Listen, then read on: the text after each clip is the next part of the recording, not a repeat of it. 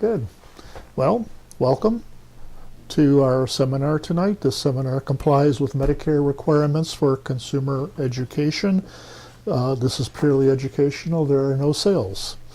I am not employed by Medicare. Medicare requires me to tell you that. I am a licensed health insurance agent, and this seminar really is an infomercial. It's informational for you, and it's a commercial message for me as a licensed health insurance agent, because I would love to give you assistance in selecting supplemental and prescription drug coverage after you have applied to get your Medicare going.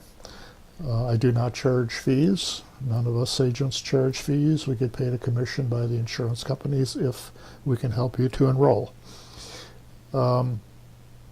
This seminar is going to give you enough information to avoid being suckered into buying a high-priced plan or a plan that is overpriced, but it's not specific enough to help you pick a specific plan tonight.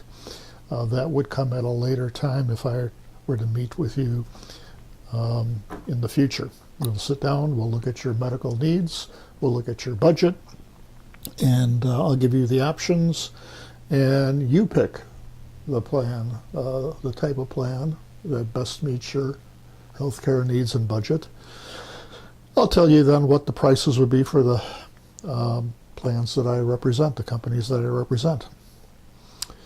I'll coach you, I will not sell you. So tonight we're going to give you all of the options from all insurance companies with an estimate of the prices. These will not be quotes because prices depend upon a variety of factors, as you'll learn tonight. And we'll talk to you about how to select an agent. You must use a licensed health insurance agent to enroll in Medicare. Even if you're responding on the phone to a TV ad, there's still a licensed agent on the other end of the line. We're going to go for an hour here. I encourage you to ask questions. Please don't be offended if I say, good question, we'll get to that in a few minutes. I got it structured here so that we can get you in and out of here in 60 minutes time. And don't try to remember everything. It's specifically don't try to remember all of the numbers. That would be like trying to drink water from a fire hose. I want you to get the big picture, the general concepts, the relative pros and cons of the different types of plans. And please do not take notes. That would distract you from active listening. I am going to give you notes at the end of the program that you can take home with you. Any questions? Okay, let's begin. The agenda here is I'm going to talk about Medicare, what it covers, what it doesn't cover, what it's going to cost you, when and how to enroll. Then we're going to talk to you about Medigap and Advantage plans, which are the two different families of supplemental coverage. They're as different as night and day. And it's going to be a high altitude overview. Christine, I don't, please let's not ask questions right now because it's just a high level overview. I want you to get the big picture and don't want us to get bogged down in details at this point. Because after that, we will go into the details, starting with the Medigap plans, then the Advantage plans, then we'll compare Medigap and Advantage plans, pros and cons, and then we'll talk about the prescription drug plans. Okay, here we go. First, this program is designed to help folks who are intending to start Medicare and leave an employer health plan. You should know that if you have an employer health plan right now, you do not need to start Medicare. You can stay on that plan until the cows come home. There's no requirement for you to start Medicare. You'll need to look at the premium on your plan, the deductible, and the deductible is the big question. That's like a hurdle that you need to leap over before the plan pays anything. It could be $1,000 deductible, it could be $500, it could be $5,000. It just depends. I will tell you that when you start Medicare, we can get you supplemental coverage without any deductible. So that may be a reason for you to leave your employer health plan, unless you need to keep it for your spouse. And then after deductible, most plans will pay 80% of the medical bills. You'll still be responsible for 20%. There's a cap on that 20%. So premium, deductible, and coinsurance are the factors you need to look at in terms of what your plan is costing you or could cost you. And you can give me a call after this seminar, and we can talk about your employer health plan, and I can give you some insights into whether it would be helpful for you to start Medicare or not.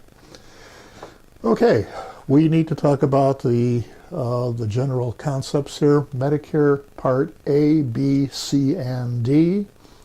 Those are just like chapters of Medicare. It could be called Chapter A, Chapter B, Chapter C, Chapter D.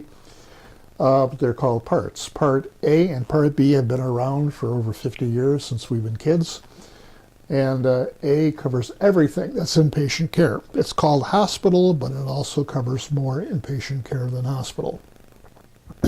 Part B is everything that is outpatient. If you're not admitted to the hospital or a skilled nursing facility, you're not an inpatient, and then you're an outpatient. Part C of Medicare are the Advantage plans, the family of supplemental coverage that are offered by private insurance companies like Biggie. And those plans are funded by Medicare. You'll still pay a portion of the cost of medical services, and they're regulated by Medicare. Part D are the prescription drug plans that are also funded and regulated by Medicare. The Medigap plans, also known as supplement plans, have nothing to do with Medicare. There's some regulation of them nationwide, but they're not Medicare paid or highly regulated. Now we're going to go into Medicare Part A, inpatient care. It starts on the first day of your 65th birthday month, and it's free. Doesn't cost you anything, as long as you or your spouse worked for and paid Medicare payroll taxes for 10 years.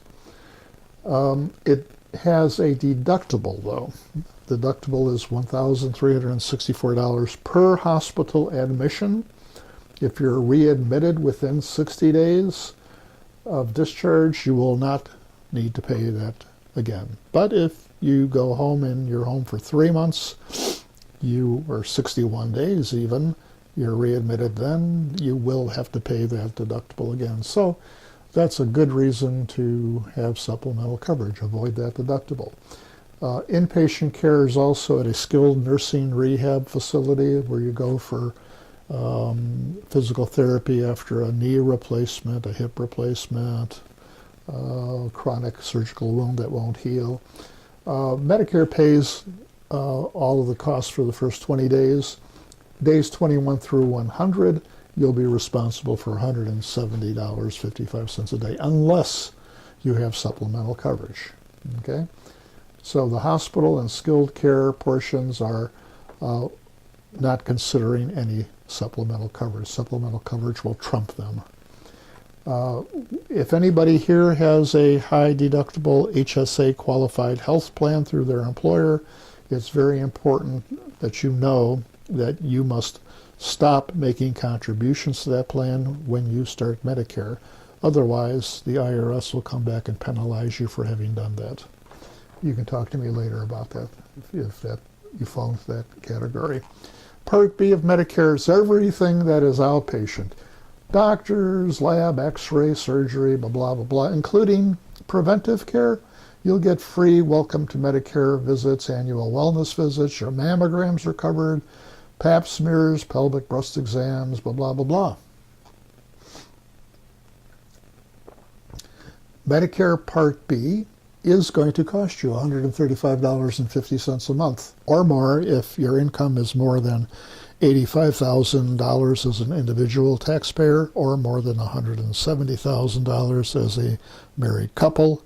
If that's the case, see me later. We'll give you the more specific higher premiums to you. Now this has an annual deductible of $185 in 2019, which is not a lot of money. But the big one is Medicare pays 80% of an approved amount.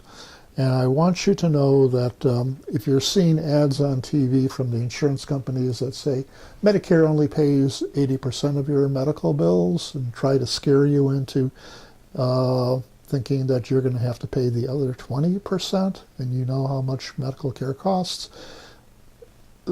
don't worry about that. It's not true. Medicare is on average paying about 95% of your medical bills. These insurance companies want to scare you into buying an expensive Medigap plan. So Medicare never pays full bill charges. Let's say the bill is $100.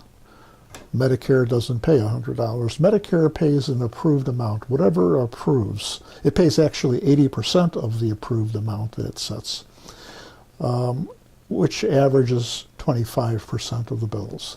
And then it pays 80% of the approved amount, and you're going to be paying 20% of the approved amount. So in this example, if the medical bill or bills was $100,000, Medicare approves a quarter of that on average, $25,000. Medicare is going to pay $20,000. Your share is $5,000.